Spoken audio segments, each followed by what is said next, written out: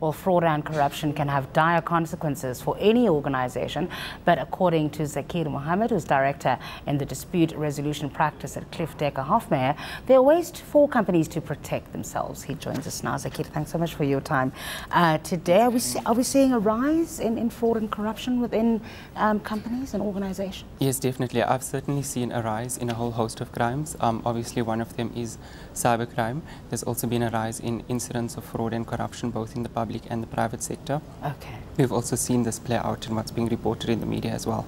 All right, you mentioned cybercrime, so I imagine that that's one big one. We'll get to that in a moment. Yes. But what are some of the other key risks that companies are facing? So there's a whole host of risks. Often when people think of, when organizations look at risks, they obviously look at their competitors, etc. On the cybercrime front, there is an invisible threat because of the veil of anonymity involving cyber criminals. Companies fail to look at the risks internally faced by employees, the risks faced by their business partners and the parties that they engage with, the suppliers that they deal with, the risks that they pose to the organizations as well. Goodness, so at the procurement level, you might find that there are loopholes there that they need to start plugging. What sort of questions should they be asking? Definitely, I think there's a lot of loopholes that could arise in the procurement cycle. I think it's important for companies to look at their procurement cycle, understand what their processes are in the procurement cycle so that they can identify the different risk areas. Once they identify the risk areas, they can implement measures to protect and mitigate those risks and ultimately protect the organizations from incidents of fraud and corruption. How do you do it without getting your employees thinking you don't trust them? You know, there is that kind of balance of not wanting your bosses looking over your shoulder the entire time. I think at the end of the day, it's about creating an ethical culture within an organization and sending the message across throughout the organization that we're here to protect our business, because this is where we earn our livelihoods from. So in implementing these measures, we're protecting our sources of income and our careers at the end of the day. And I think that's important for employees to understand as well, that these measures are necessary and they are important for organizations to have in place. And creating a culture of employees actually participating in this as well, around whistleblowing. How much is that being done in organizations?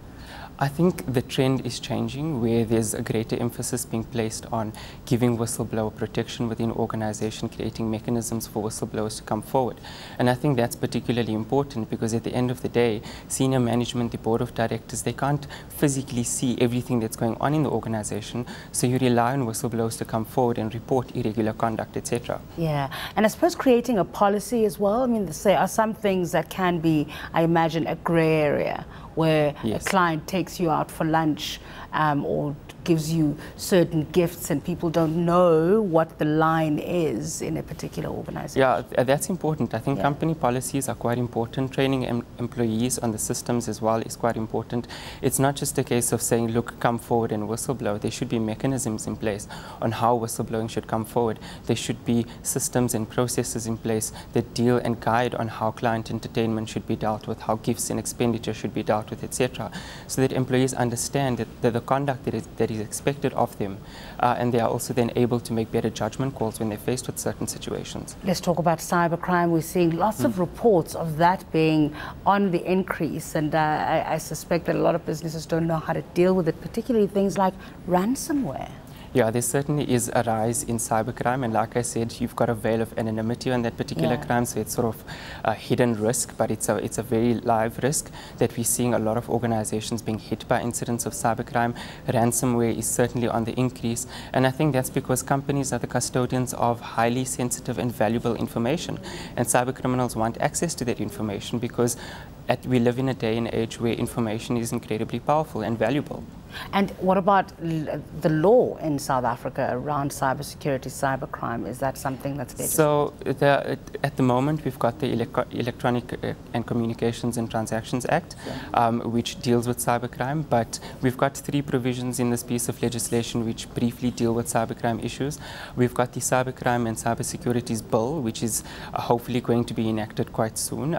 When I say quite soon, it has been a bill now for the last 2 years. Oh, goodness. So hopefully within the next year or so, we might see that being passed into law. And I think that's a piece of legislation that's to be welcomed because it's the first key piece of legislation that will deal with cybercrime together as a whole. Okay, we'll leave it there. Okay, thank you very much. Today, that's Zaakir Mohamed, who is Director in the Dispute Resolution Practice at Cliffe Dekker Hofmeyr.